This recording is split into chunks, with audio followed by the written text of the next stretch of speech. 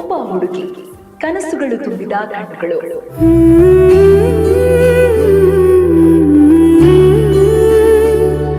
ಯಾವತ್ತೂ ದೊಡ್ಡ ಕನಸುಗಳನ್ನು ಕಾಣಲು ಹೆದರುವವಳಲ್ಲ.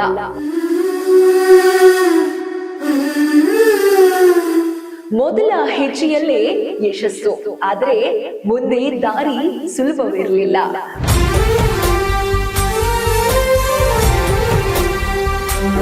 ಒಬ್ಬ ಸಾಮಾನ್ಯ ಹುಡುಗಿಯಿಂದ ಅಸಾಮಾನ್ಯ ಸಾಧಕಳಾದ ಆಕೆಯ ಹೆಸರೇ ಅನುಷ್ಕಾ. ಇದು ಸಾಧಕರ ಕತೆ.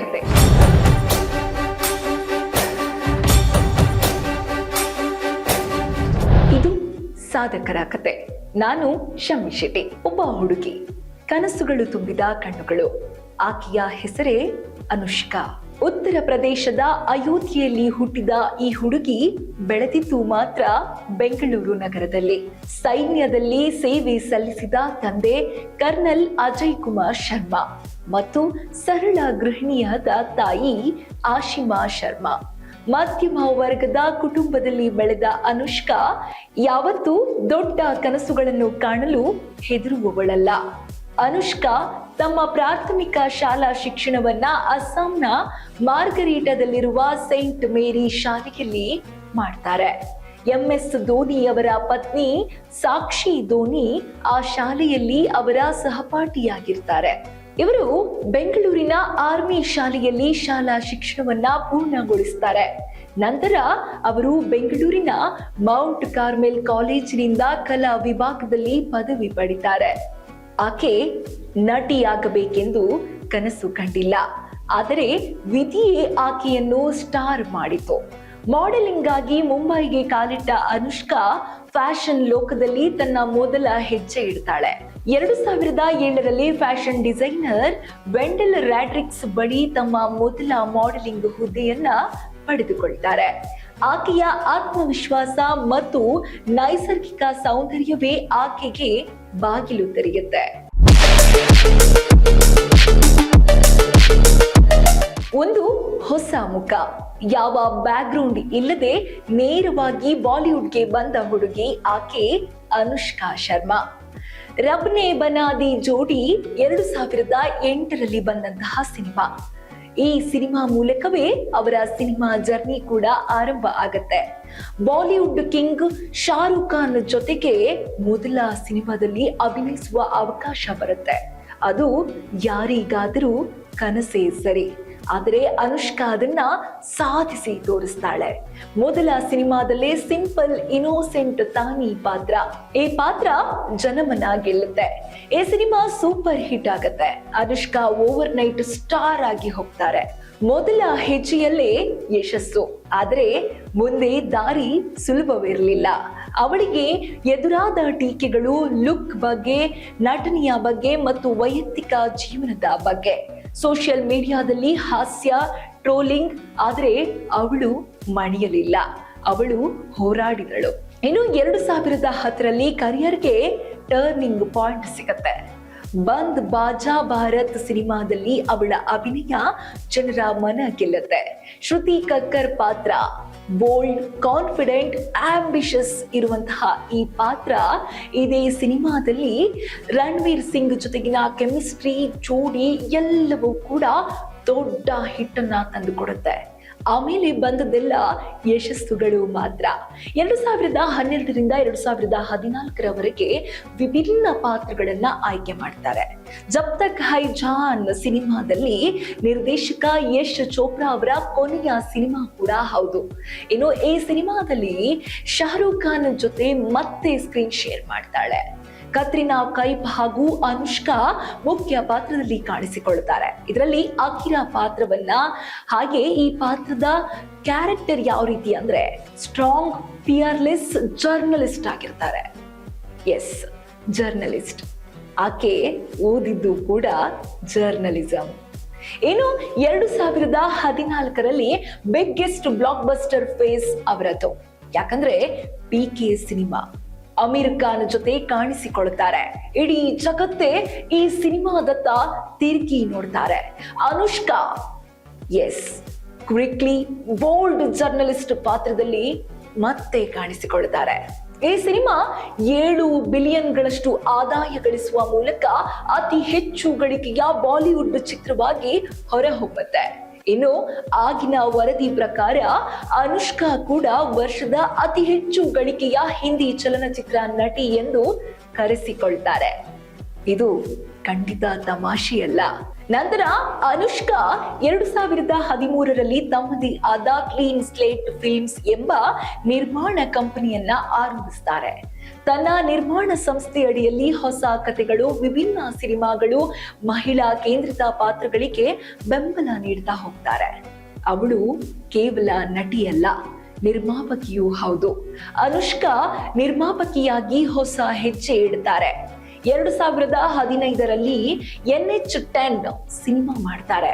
ಇದು ಕೇವಲ ಸಿನಿಮಾ ಅಲ್ಲ, Anushka Sharma transformation, dark intense role, ತನ್ನದೇ ಬ್ಯಾನರ್ ಕ್ಲೀನ್ ಸ್ಲೇಟ್ ಫಿಲ್ಮ್ಸ್ ನಿರ್ಮಾಣ ಸಂಸ್ಥೆಯಲ್ಲಿ ಈ ಸಿನಿಮಾ ಬಿಡುಗಡೆಗೊಳ್ಳುತ್ತೆ. ಇನ್ನು 2016 peak stardom, Sultan cinema, Salman Khan ಜೊತೆ ಕಾಣಿಸಿಕೊಳ್ತಾರೆ.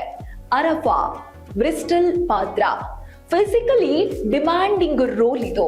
ಸ್ಟ್ರಾಂಗ್ ಲೇಡಿಯಾಗಿ, ಒಂದು ಬಾಡಿ ಬಿಲ್ಡರ್ ಆಗಿ ಈ ಸಿನಿಮಾದಲ್ಲಿ ಅನುಷ್ಕಾ ಕಾಣಿಸಿಕೊಳ್ತಾರೆ. ನಂತರ ಎ ದಿಲ್ ಹೈ ಮುಷ್ಕಿಲ್ ಸಿನಿಮಾ, ಇದರಲ್ಲಿ ರಣಬೀರ್ ಕಪೂರ್ ಜೊತೆ ಸ್ಕ್ರೀನ್ ಶೇರ್ ಮಾಡ್ತಾರೆ.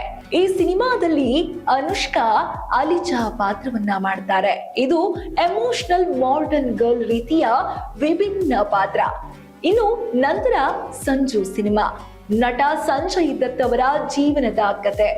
ಸ್ಮಾಲ್ ರೋಲ್ ಆದ್ರೂ ಕೂಡ ಇಂಪ್ಯಾಕ್ಟ್ಫುಲ್ ಪರ್ಫಾರ್ಮೆನ್ಸ್ ಅಲ್ಲಿ ಜನರ ಮನಸ್ಸನ್ನ ಸೆಳೆತಾರೆ ಈ ಅನುಷ್ಕಾ. ಹೌದು, ನಂತರ ಝೀರೋ ಸಿನಿಮಾ ಮಾಡ್ತಾರೆ. ಶಾರುಖ್ ಖಾನ್ ಜೊತೆ ಮತ್ತೆ ಕಾಣಿಸಿಕೊಳ್ತಾರೆ. ಈ ಸಿನಿಮಾದಲ್ಲಿ ಸೈಂಟಿಸ್ಟ್ ಪಾತ್ರವನ್ನ ನಿಭಾಯಿಸ್ತಾರೆ. ಒಂದು ಬೋಲ್ಡ್ ಕ್ಯಾರೆಕ್ಟರ್. ಒಟ್ನಲ್ಲಿ ಅನುಷ್ಕಾ ಸಿನಿಮಾಗಳನ್ನ ಹಣ, ಹೆಸರಿಗಾಗಿ ಮಾತ್ರ ಮಾಡದೆ ಪ್ರತಿ ಸಿನಿಮಾದಲ್ಲೂ ಜೀವಿಸಿ ಪಾತ್ರಗಳಿಗೂ ಜೀವ ತುಂಬಿ ಅಭಿನಯಿಸಿದ್ದಾರೆ. ಇನ್ನು ಅವಳ ಜೀವನದ ಮತ್ತೊಂದು ವಿಶೇಷ ಅಧ್ಯಾಯ ಪ್ರೀತಿ.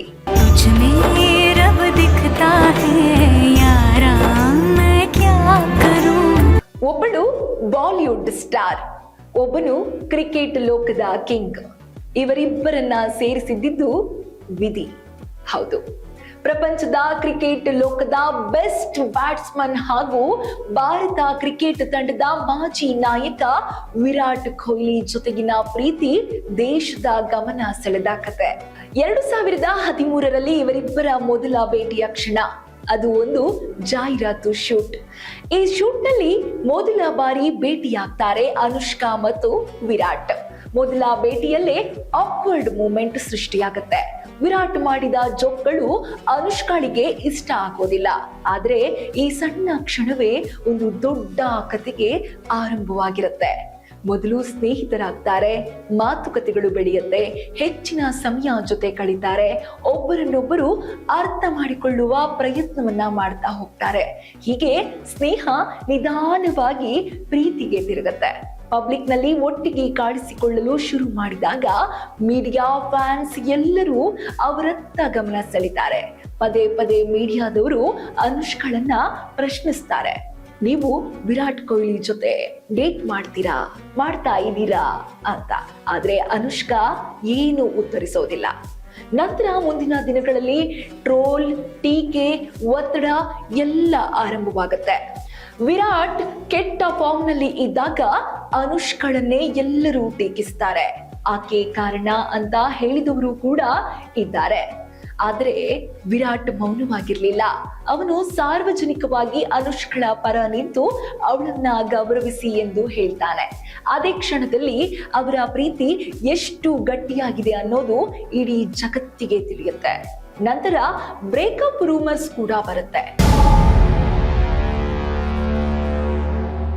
ಒಂದು ಸಮಯದಲ್ಲಿ ಅವರಿಬ್ಬರು ದೂರವಾದರು ಎಂಬ ಸುದ್ದಿ ಕೂಡ ಹರಿದಾಡತ್ತೆ.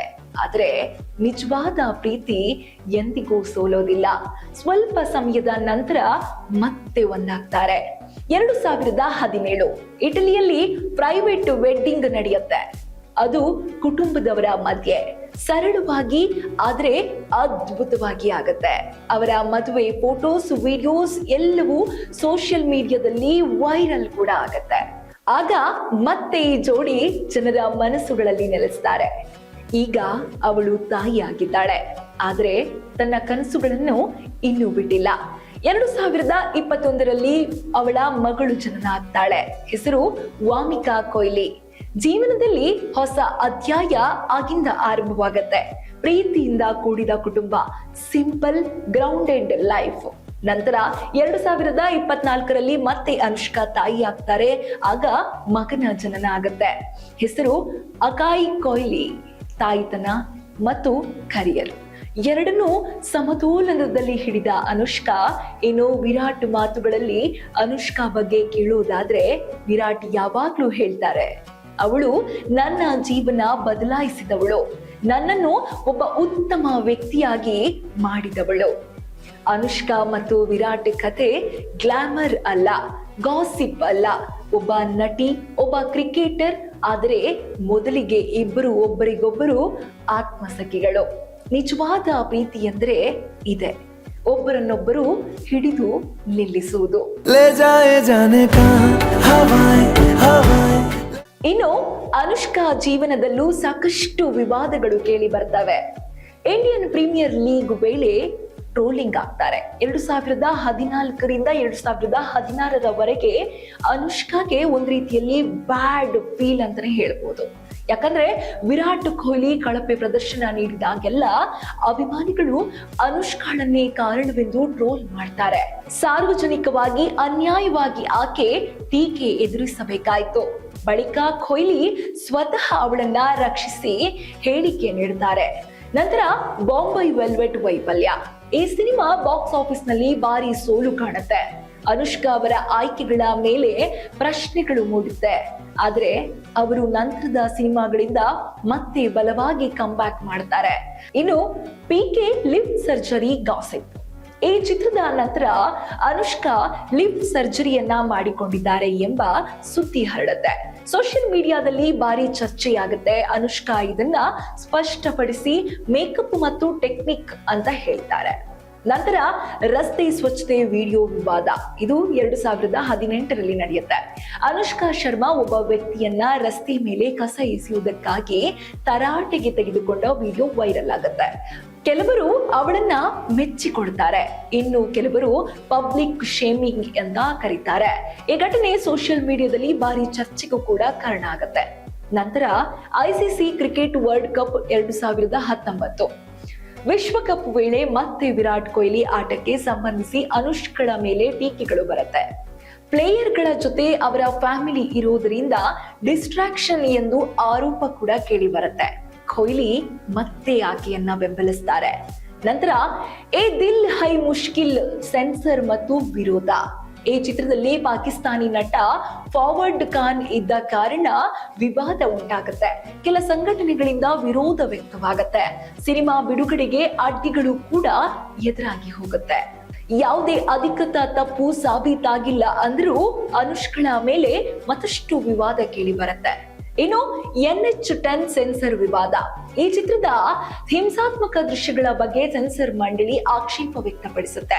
ಕೆಲವು ಕಟ್ಗಳ ನಂತರವೇ ಬಿಡುಗಡೆ ಕೂಡ ಆಗುತ್ತೆ. ವಿವಾದಗಳು ಇದ್ದರೂ ಅನುಷ್ಕಾ ಶರ್ಮಾ ತಮ್ಮ ನಿಲುವು ಸ್ಪಷ್ಟವಾಗಿ ಹೇಳುವ ಧೈರ್ಯ ಹೊಂದಿದ್ದಾರೆ. ಅವರು ಎದುರಿಸಿದ ಪ್ರತಿಯೊಂದು ವಿವಾದವು ಅವರ ವ್ಯಕ್ತಿತ್ವವನ್ನ ಮತ್ತಷ್ಟು ಗಟ್ಟಿಗೊಳಿಸಿದೆ.